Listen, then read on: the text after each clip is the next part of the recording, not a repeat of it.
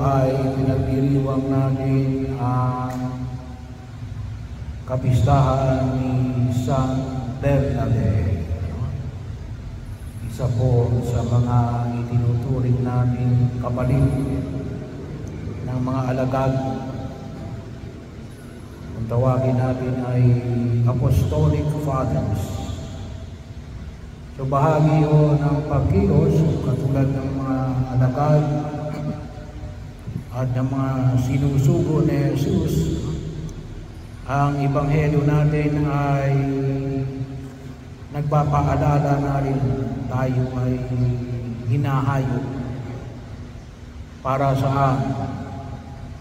Para ipahayag ang mabuting balita ng pagliligtas ng Diyos.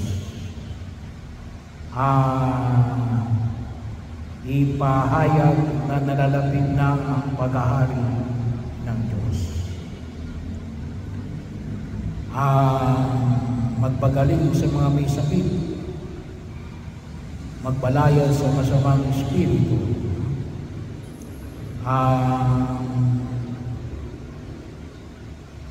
ipahayag ang mabuting balita sa lahat ng tao. Bahagi na binahagi rito ay isang assurance natin na yung mga isinugo ng Diyos ay kanyang pagkapalaya. Binigyan niya ng kapangyarihan ang mga sinugo ng Diyos na magbahagi ng nabanggit na pagpapala. At kung mapapansin po natin sa uli, binigyan din ng kapangyarihan na rin bumawi. So, na ibig sabihin, bawiin yung kanyang pagpapala. O yung term na ginamit mo sa Ebanghelyo rin, kung karapat-dapat ang mga tao sa bahay na yon, panatilihin niyo sa kanila ang inyong bati. Ngunit kung hindi, bawiin ninyo ito. So, may kapangyarihan ding bumawi ng pagkapala ang mga alagad na sinugo na Jesus. Very striking kung makakapansin natin. Pwede walang bawiin ng Diyos yung kanyang pagkapala na ipinagkakaloob sa atin. Bakit? Yung binahagi rito alin, kung hindi sila karapat-dapat. Bahagi o ng paanyaya na ipinapahayag ng pugong may kapal. So, sabi nga natin, pwedeng naka-on, pwedeng naka-on. Yun ay ipinagkatiwala sa kanyang mga alagad. Kasama na roon sino? Si Bernabé. Pero ano po yung hamon ng pagtitibay? Na ang pagkapala ng Diyos ay isang biyaya, isang regalo. Pwede bawiin.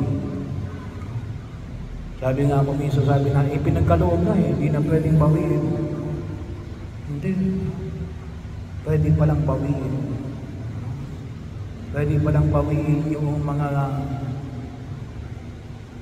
pagpapala at galing na ipinagkaloob ng Diyos sa atin. Bakit?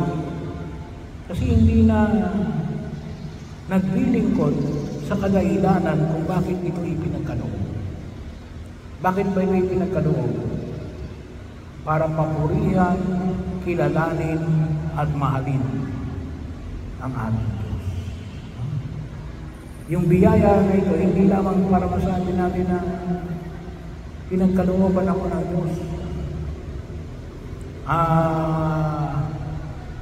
Deserve ko ito. Hindi ho. Yun ay isang pribilehiyo na ipinagkaloob ng Diyos sa atin. At katulad ng anumang uri ng regalo, kinakailangan pinag-iingatan. Kapag hindi namin pinag-ingatan, ibig sabihin, hindi natin pinahalagaan. At kapag hindi natin pinahalagaan, siguradong masisira. O siguro din hindi natin pinahalagaan sapagkat hindi natin kinikilala na ito ay alin? Bigay ng Diyos. Bigay ng Diyos. Kaya di mo napakahalaga yung pagkakilala. At sabi ko nga kanina may inilibig na batang-bata pa, namatay, gawa ng nakuryente, nag-ayos na antena ng kanyang bubong sa kanyang bubong. So, nakuryente, gawa na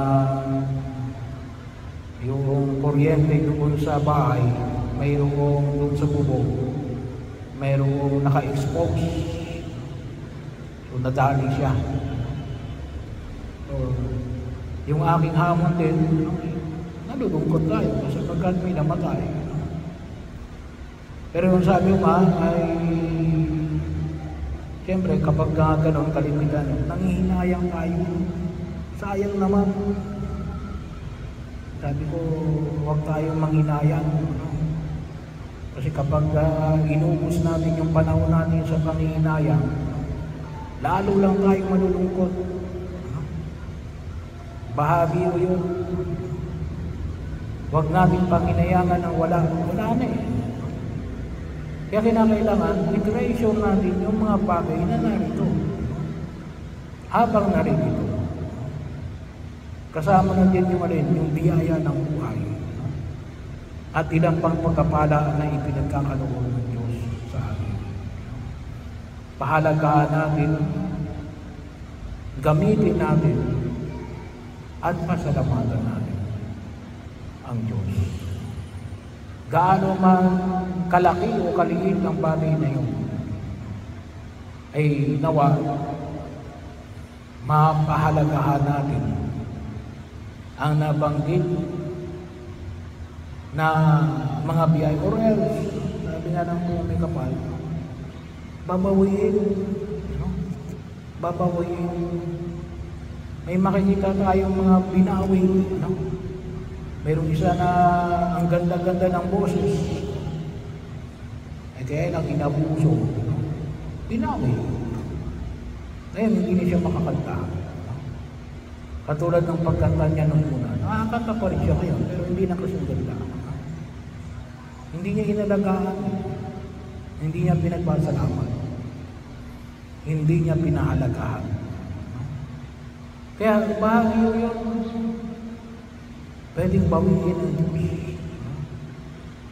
At ang kanyang mga alagad ay binigyan niya mismo ng instruction natin. Bawiin ninyo kapag hindi karapat-dapat ang tao na magkamit ng dala ninyong kapayapaan.